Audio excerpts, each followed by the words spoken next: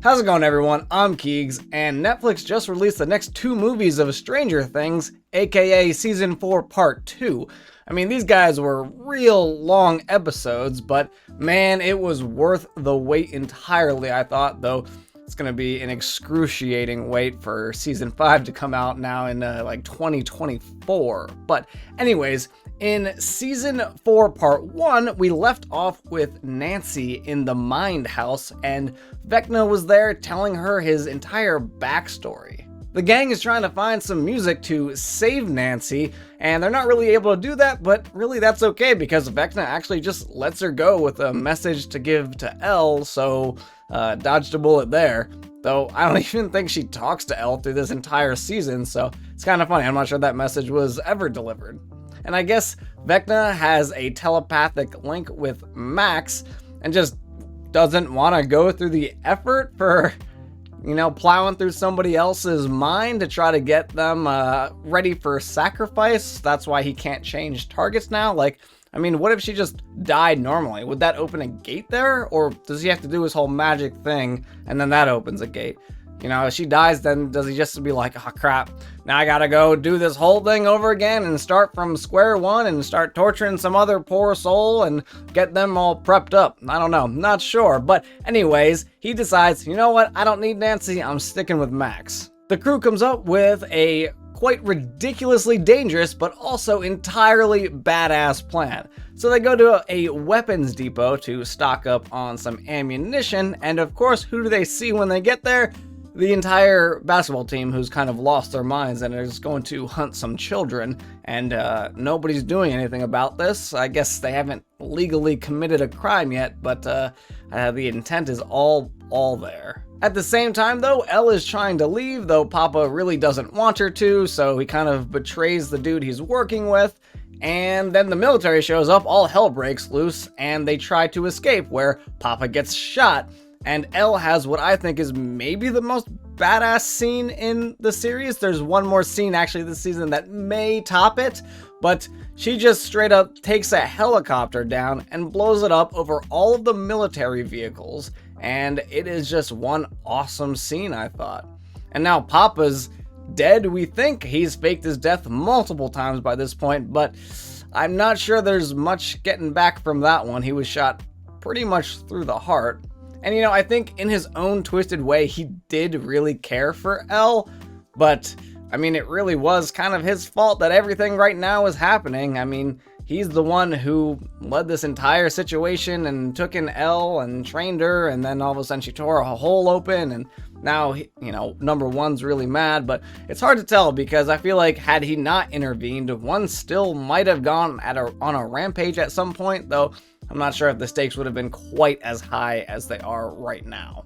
Mike finally gets to reunite with Elle, and then they ultimately end up at a pizzeria, and honestly, I loved that scene. I thought it was so fun, and seeing them kind of enjoy themselves, use their creativity, and just have a good time. Though I will say I do feel a little bit bad for Will because I feel like he just kind of keeps getting left out of the crew and he just feels isolated and by himself. Though it was nice to get a moment there with his brother that was like, I'm always here for you, dude. And I appreciate that moment, and that his brother's kind of sticking up for him and saying, if you ever need to talk, I'm here, and he's your guy. So hopefully, I think in the next season, he is going to get a much larger role, so we will just have to wait and see what happens with him then. Max ends up tricking Vecna into her mind, and honestly, the plan overall, I thought was pretty solid. They had a lot thought through. They had signals and codes and different phases in the plan, and pretty much it was almost all working flawlessly, except for the fact that they weren't expecting quite so many vines to be all over the house, and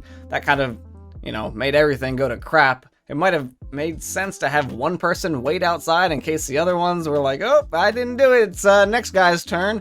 But either way, they didn't quite make it there, even though I thought the plan overall was really good. And it was also kind of a fun scene where Logan was talking to Max through the notepads, and unfortunately I don't think Max is going to make it to their movie on Friday. She's in a bit of a bind now, but it was a sweet thing to see. And there were a bunch of sweet things actually, I think, through this entire season, like when Dustin went in the field and they were making their weapons with Eddie, and then they were kind of fighting and playing around and stuff and just goofing off, having a good time. And I just really appreciate little moments like that, and it really adds to the character and making you feel for all the characters and all the struggles that these characters are going through, just when you see that bit of just regular normal humanityness to them. So I know I said Elle's scene where she brought down the helicopter was one of the most badass scenes in the entire show, but I think Eddie playing some Metallica on the top of the van to lure the Hellbats away was the most badass scene in the entire show. So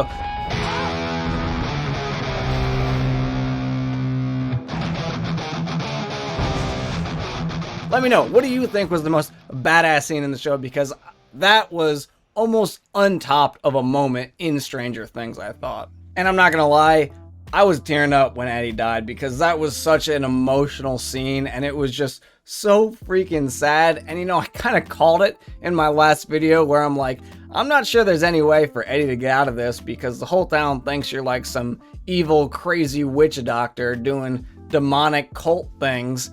And I'm not sure there's a lot you can do to convince them that it's not you controlling it. So I kind of felt like the whole town, there was really no way for him to get out of that situation and kind of clear his name unless they showed, like, even if demons appeared, they would just assume that it's Eddie controlling them still. So I just didn't really see a way out for him. So I kind of figured he might die, but man, it didn't make it hurt any less when he did. It was cool that Max was able to hold off Vecna momentarily, at least in her mind, when she pictured the snowball and like a happy memory in her life, so she was able to hide there just long enough for 11 to show up, which was also pretty awesome. And then we get kind of more scenes of her fighting Vecna there, and we got a whole bunch of scenes at the same time pretty much of different groups of people fighting Vecna in their own ways, which I thought was one of the great things about this season, that even though everybody is thousands of miles away from each other, they each were thinking, how can I help the situation from here? And they were all able to help the situation from wherever they were, from California to Hawkins to Russia, wherever it may be. They all kind of played a part, if not a small part, some of them. Like, I think Hopper's mission, you know, it was part of the hive mind, so it definitely hurt Vecna when they attacked all those, you know, demigorgons and demidogs. But I really wish they had shown like a little more impact of how that exactly helped the kids, because obviously it arbitrarily hurt and weakened Vecna by doing that. But I wish there might have been like a scene where as soon as Hopper killed the Demigorgon with the sword, there was like Vecna coming at one of the kids, and all of a sudden he like stopped for a brief second, giving one of the kids, you know, a little bit of time to do something. You know, obviously he was hurt a little bit more, but I just wish it had kind of shown how that particular action helped the kids a little bit more, because as it stood, it was like, well, they went back, risked their lives, and almost died, and going back into a Russian prison for arbitrary benefits, let's say. I will say, though, that Hopper with a sword was amazing. I love the whole scene. I thought the entire fight was great, and the entire scene of them going into the prison and everything, I thought it was really fun, and I loved the action sequences and stuff, but man, that sword fight was badass. And it was intercut with a whole bunch of different other scenes, which I thought were all really good, impactful, just high-intensity moments, and I think they weaved it together just perfectly. They did clear one major thing up for me, though, which is that Vecna is controlling the mind-flayer. Now, it's not the other way around. They said that Vecna was the top general of the mind-flayer, but that is not the case. He's the one controlling the mind-flayer, so there isn't some bigger bad evil out there, which makes sense to me now that why he would be the guy to take out, because, and it, you know, it makes sense because he went to this other dimension. All these, you know, demonic things are just kind of minding their own business, having a good time, and all of a sudden this random dude comes up and starts bossing them around, making them into weapons. So, you know, that makes more sense as to why they have such a grudge and a hate for humanity, and why they want to kill pretty much everything, is because they kind of have the mind of one who just generally hates humanity. So I wonder if, you know, Elle or someone else had gone there, before 1? Would they have been just as evil and ready to kill you? Or would they just have been like normal animals that are just kind of walking around doing their own thing? As always, I love to see 11 just kick some butt and body Vecna by throwing him around the room and everything, and she was able to pull it all together. And then they showed, everybody else winning their fights at the same time too. Logan turned the tides on his high school bully and started beating the crap out of him, and that was actually pretty crazy to me. I still didn't love the basketball plot line, the basketball players plot line where they're trying to hunt all these kids, because I just thought, there's a lot of other plot lines out there. I don't really need this one in there. The stakes are high enough as they are without him. But anyway, he actually tried to kill Logan, which I thought was pretty crazy. He literally fired the gun. Like, dude, you would have just killed like a 14-year-old kid if you had gone through with that, which just seems absolutely nuts to me. But Logan was able to fight him off, and then, of course, he died one horrible, horrible death with his whole midsection being burned up by the gate opening and him being swallowed in. So he is most definitely dead and most likely in 2 pieces now. When Steven, Nancy, and Robin also eventually got to Vecna, I have no idea. This is the one thing where I'm like, what are you doing? Just lay into him.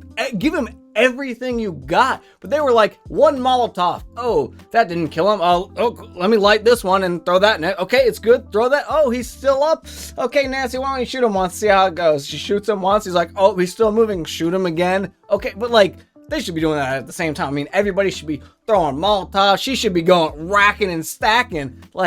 I think Steve in there with an axe just throwing it at him or whatever you have to do to kill this guy, but I felt like they were taking turns laying pop shots into him. But I really feel like that was your chance to really take him out a little bit stronger. Obviously, you probably would have ended the story there had that happened, but I think it makes more sense. That was the only time where I'm like, what are you doing? You finally got him. He's not able to fight back. This is the time to really just give him everything you got. So that was the one part where I was just like, come on, shoot him some more. Just unload that gun. Every single bullet you have should be gone. But they didn't do that, and here we are with a season 5 just around the corner. Afterwards, I guess Elle didn't want to tell the rest of the crew what happened inside the mind and what happened with Max and how she kind of brought Max back to life, kind of.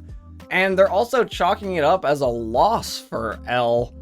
And I think that's interesting because I really don't feel like she lost to Vecna. At the very, very least, it was a stalemate, but I think she won because she completely neutralized him for the time being. I think the real Elle was probably, like I said, on Nancy, Steve, and Robin for not laying into him a little bit more. But yeah, so they think Elle lost the mind battle, I guess, which makes sense, I guess, since she's not saying what happened in the mind to everybody else, so they don't really know, and all they know is that Max temporarily died as well. At the end, they also showed that Will is still connected to Vecna because of the connection they once shared, and that he kind of understands him and knows how he thinks.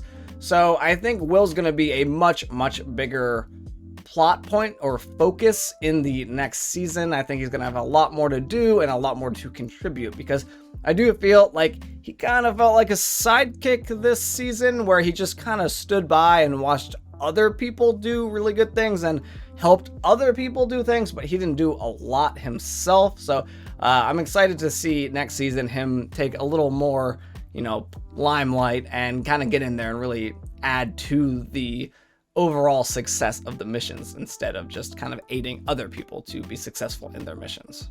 The scene where Dustin was telling Eddie's uncle that Eddie was a hero and that nobody else understood Eddie the way he did was heartbreaking, I thought, especially compounded by the fact that the entire town thinks that Eddie is evil and responsible for everything that's happened.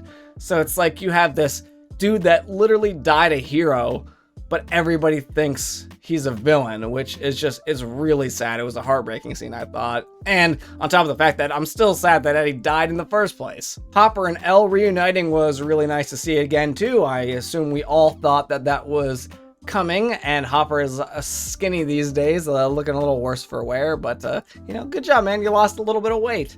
And it's funny because if you think, if Elle still had her powers that whole time before, she would have been able to know that Hopper's alive and in Russia, because she could have just done the mind thing and like found where he's at. But since she didn't have her powers, she wasn't able to find him. So I think storytelling wise, spot on. Good job, because that would have been a huge plot hole that I think could have very easily been overlooked, but it was not because of just how the story played out, and I really appreciate that kind of storytelling. I also thought his Russian guard friend was going to show up with them in the car at the end, and they were going to have like another man to add to their crew. I feel like he could be really helpful, considering they're about to be fighting, obviously, the biggest fight that they've had yet, so I really feel like they kind of need that.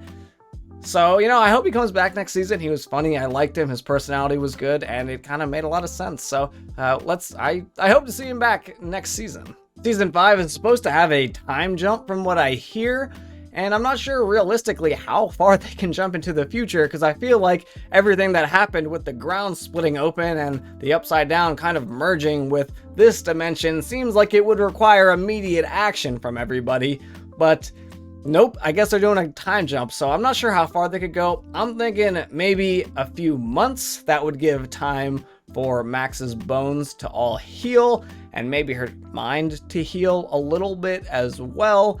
And honestly, it's probably a good thing that she's in that coma, because having both your arms and both legs broken at the same time sounds like probably the worst experience you can have, and just absolutely miserable. So it's probably a good thing she's asleep. And yeah, I don't think I'm ever going to get used to all those bones snapping, though, the way they do in so unnatural ways. It's just, that's tough to watch.